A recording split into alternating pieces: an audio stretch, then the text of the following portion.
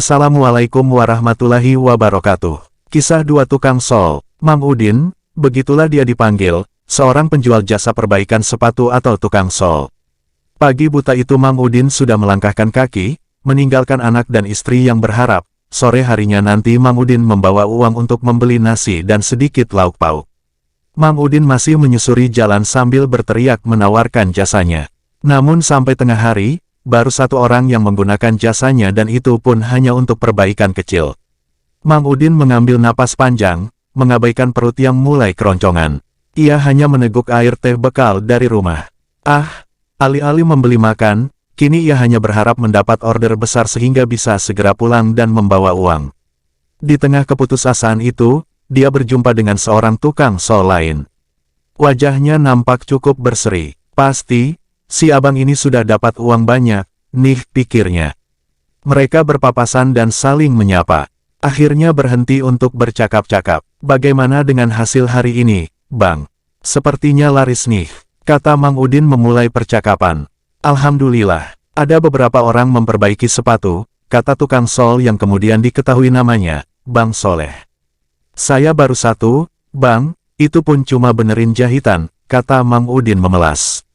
Alhamdulillah, itu harus disyukuri. Mau disyukuri gimana? Nggak cukup buat beli beras juga, kata Mang Udin sedikit kesal. Justru dengan bersyukur, nikmat kita akan ditambah, kata Bang Soleh sambil tetap tersenyum. Emang begitu, Bang? Tanya Mang Udin, yang sebenarnya dia sudah tahu harus banyak bersyukur. Insya Allah, mari kita ke masjid dulu, sebentar lagi azan zuhur, kata Bang Soleh sambil mengangkat pikulannya. Mang Udin sedikit kikuk, karena dia tidak pernah mampir ke tempat salat. Ayolah, kita mohon kepada Allah supaya kita diberi rezeki yang berkah. Akhirnya, Mang Udin mengikuti Bang Soleh menuju sebuah masjid terdekat.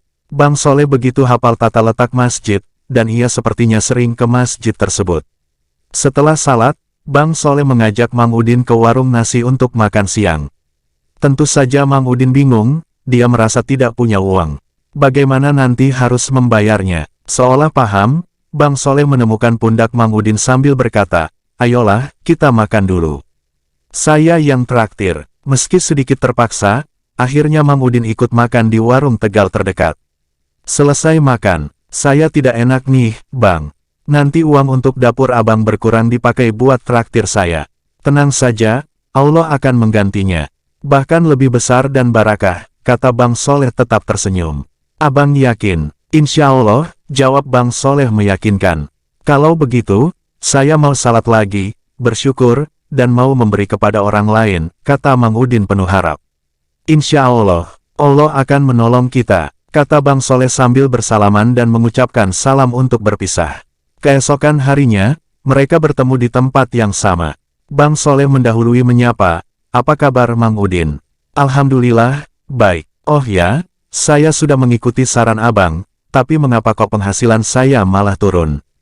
Hari ini, satu pun pekerjaan belum saya dapat, kata Mang Udin setengah menyalahkan.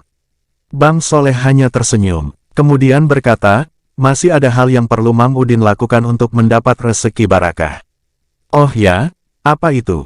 Tanya Mang Udin penasaran. Tawakal, ikhlas, dan sabar, kata Bang Soleh yang kemudian mengajak ke masjid dan mentraktir makan siang lagi.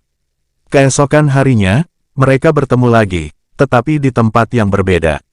Mang Udin yang berhari-hari ini sepi order berkata setengah menyalahkan lagi, wah, saya makin parah. Kemarin nggak dapat order, sekarang juga belum. Apa saran abang tidak cocok untuk saya? Bukan tidak cocok, mungkin keyakinan Mang Udin belum kuat atas pertolongan Allah. Coba renungkan, sejauh mana Mang Udin yakin bahwa Allah akan menolong kita. Jelas Bang Soleh sambil tetap tersenyum.